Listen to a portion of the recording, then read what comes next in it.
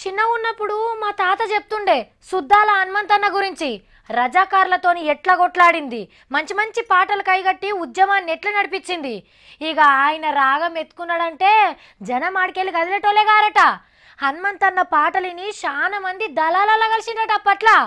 ఆయన గురించి చెప్తా అంటే మస్తు సంబరం అనిపించింది. కానీ పుస్తకంలో సుద్దాల హనుమంతన్న సుద్దులు ఉండకపోయేది. మన తెలంగాణ మనకు వచ్చినాక మనోళ్ళని మనం కొలుసుకుంటున్నాం, వాళ్ళ పేర్లతోని అవార్డులను కూడా ఇచ్చుకుంటున్నాం. పల్లెటూరి పిల్లగాడ అని పాట రాసిన సుద్దాల హనుమంతన్న అవార్డును ఏం పిల్లడో ఎల్దా మస్తవా అని రాసిన వంగపండు ప్రసాద్ అన్నకి ఇచ్చిండ్రు. రుమాల్ టోపీ పెట్టి పల్క చేతులు పెట్టి సన్మానం చేసిండ్రు హనుమంతన్న వారసులు. ముద్దుగా బావా అని పిలుచుకునే ప్రసాద్ అన్నకు సన్మానం చేసినాక గట్టిగా అమ్మురుకుంటూ గద్దరన్న. ఇంతల్నే పీపుల్ స్టార్ మూర్తన్న మైక్ ముంగట్కొచ్చిండు.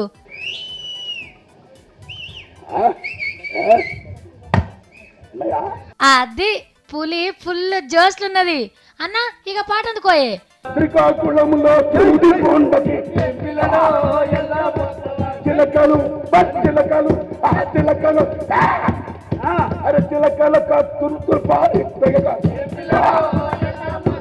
ఏ అన్నకు తుపాకిస్తే అటుకెళ్ళాటే అడవిలో కూరికేటట్టుండు.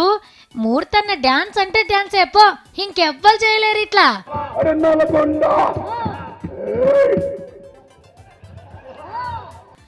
ఏ అన్న ఏమంటలేమే, మంచి మూడులున్న మూర్తన్న ఆటపాటలతోని ధూమ్ ధామ్ చేసిండనుకో రాదుండ్రి. వెనక సిరి బావా బామ్మర్జులు కలిసి రాగం అందుకుండ్రు.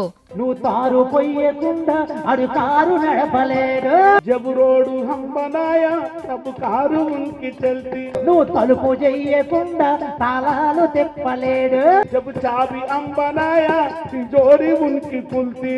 పండించి నువ్వు పెడితే దండించి బతుకుతుండు, దండించి నువ్వు పెడితే దండించి బతుకుతుండు. ఆ బతుకులు పెట్టిన మనము పథకాలు బండిరో